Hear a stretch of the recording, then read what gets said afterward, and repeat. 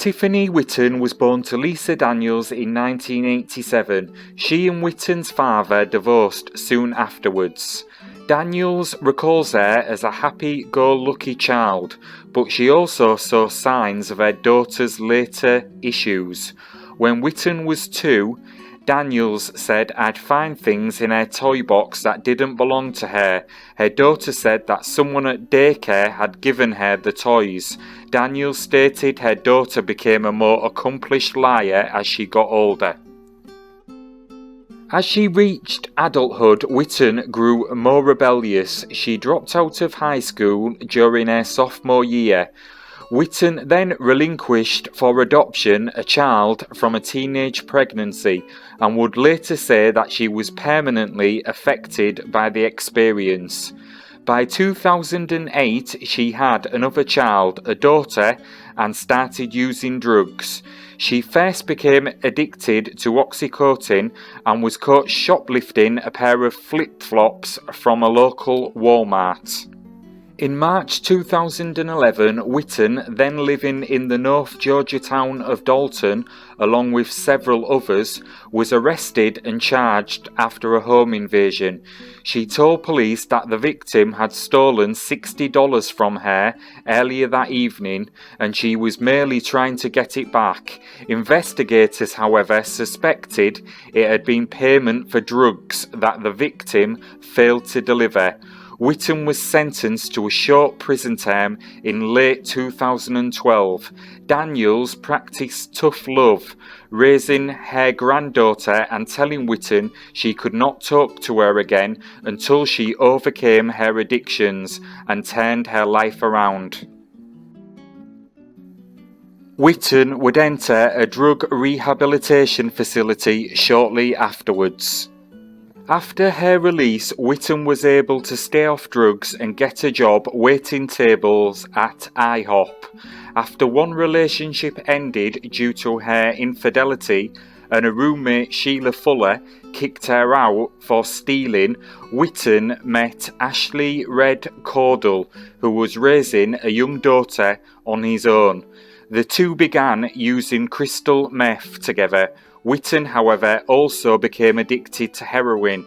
Cordell, who told Esquire he does not use heroin, was unaware she'd been using it until one morning when she told him she was suffering withdrawal. Red and Whitton's relationship was, their friends said, characterised by frequent arguments. Police were called to one particularly loud dispute when the couple lived at a motel. No arrests were made. When they moved to a trailer park, their fights continued, and they were so frequent and so loud that they were evicted. Whitton's addictions seriously hampered her job performance. She often showed up for her shifts at the restaurant high. Sometimes fresh needle marks were apparent on her arms and she was sent home. In early August, after security camera footage showed that Whitton had been stealing items, IHOP let her go. Daniels, as a result, ceased all contact with her daughter. Her grandmother, Anita, stayed in touch and on September the 8th let Whitton, Red and his daughter come over to her house to do laundry. She was the only member of the Whitton's family ever to meet her boyfriend and the last one who saw Whitton before her disappearance. By the end of August 2013, Whitton and Red were living with his daughter in a house in Powder Springs. On the night of September the 12th, they went to a house of a friend and took drugs. Shortly after midnight on September the 13th, they took a borrowed truck and went to the Walmart store on US Route 41, near her former employer. They arrived at 1 a.m. and began shopping. Loss prevention officers in the store watched on security cameras as Whitton and Red walked around the store with a cart for most of the next hour. Whitton, who was in nearly continuous motion even when she was not looking at the merchandise, seemed to them to be high. She continually took clothes off the shelves and replaced them. following a few steps behind Red, who eventually picked out some clothes for his daughter and a portable speaker. At the same time, the observers came to believe that Whitton was concealing some clothes she meant to shoplift, something she did often at that Walmart. At 2 a.m, Whitton wanted to continue the trip, but Red, in his account, told her he needed to be somewhere else, after which she reacted angrily, before heading to the cash registers. After Red paid for his items with some bills from a large roll of cash he was carrying, she abandoned the car and the two began to leave the store. At the exit, loss prevention officers confronted Whitton on suspicion of carrying $20 worth of stolen clothing. One grabbed the strap of her handbag to detain her. Red stopped at the door, facing forward. On video footage from the store's cameras, she appears to call Red, but without a response. Whitton let go of her handbag, kicked off the flip-flop she was wearing and ran out of the exit. Neither Red nor the Walmart employees pursued her. She has not been seen since. Red says that shortly after Whitton fled the store, he went out into the parking lot to look for her. He did not enter the truck since he knew it had drugs in it and was afraid of arrest if he went in. He looked around the nearby stores and sometime later ended up at the IHOP where Whitton had worked until a month earlier. Sheila Fuller, Whitton's former roommate, recalls encountering Red sitting on a bench outside the restaurant sometime after 2 a.m. Fuller had not seen Whitton either and told Red to call her phone and find her. However, Red said he had been charging her phone and showed it to Fuller. She questioned how he was looking for her by just sitting in front of the IHOP. He answered that some friends were coming to pick him up shortly. An hour and a half later, Weinstein, accompanied by two women, pulled up and Red left with him. Weinstein says that Red, who he describes as full of shit and a piece of shit, but nonetheless pleasant company, told him about Whitton's absence, including how he had threatened the security guards at Walmart with a gun to get them to free her, which he doubted. However, he believed Red when he said he did not want to go back to his truck because of the drugs in it, and that he genuinely did not know where Whitton was. After returning to Weinstein's house, the two and another friend, he says, drove around the area looking for Whitton, who Red believed would eventually return to the house. I felt that he was telling the truth other than the lying part, Weinstein would say. Red spent the next several days trying to find her, calling old boyfriends of hers, hospitals and jails in the area, calls verified by phone records. 2 weeks later, he told his own probation officer that he had not been able to locate Whitton since that night, which records of the meeting confirm.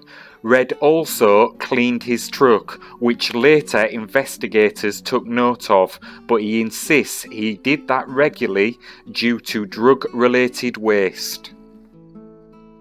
Red and later Whitton's mother made some efforts to locate Whitton on their own in the months after September the 13th, believing she was alive and might eventually return as she had after dropping out of sight in the past. However, with Christmas coming and going, in January 2014, after Whitton had not made any contact with Lisa Daniels or anyone else in the family, she informed the police. The initial detective who handled the case, according to Daniels, appeared not to take much interest in it. As she had feared, he cited Whitton's troubled past, telling Daniels that the case would likely be closed only when her daughter returned of her own accord or got arrested somewhere else. The second detective assigned to the case believed Whitton was probably dead, but the delay in reporting the case to the police had made it difficult to mount an effective investigation. After talking to Walmart, which had preserved the video as evidence in a possible prosecution or civil suit, and to Red, she came to believe that Red was involved in Whitton's disappearance. In March, as a result of the investigation, a drug enforcement task force raided the Powder Springs house that had been Whitton's last known residence. The officers found marijuana, meth and guns amid an interior filled with dog feces and used needles. 8 people, including Red, were arrested on charges stemming from possessing those items. His daughter and another child were placed in the custody of the local social services agency. In 2015, Red pleaded guilty in Cherokee County to charges of possession of methamphetamine with intent to distribute and possessing a firearm while a convicted felon. He was sentenced to 10 to 20 years in prison. In mid-2015, the case was transferred to a third detective. Mike Freer managed to get what seemed to be a major break in the case later in the year when the Cobb County District Attorney said a meth trafficker he had been prosecuting had heard from some of his friends that sometime after Tiffany disappeared, Red and some friends had driven up to the lake north of the Atlanta area and thrown a concrete-filled barrel off the Bethany Bridge. The informant described damage to the bridge that matched what Freer found when he visited. The Georgia Department of Natural Resources brought in sonar and found a large object under 40 feet of water. State Patrol divers went to look, however, the object turned out to be a large chunk of concrete from the bridge's construction. This is to date the last official attempt to find Whitton, and in 2016 the case was turned over to the Cold Case Squad.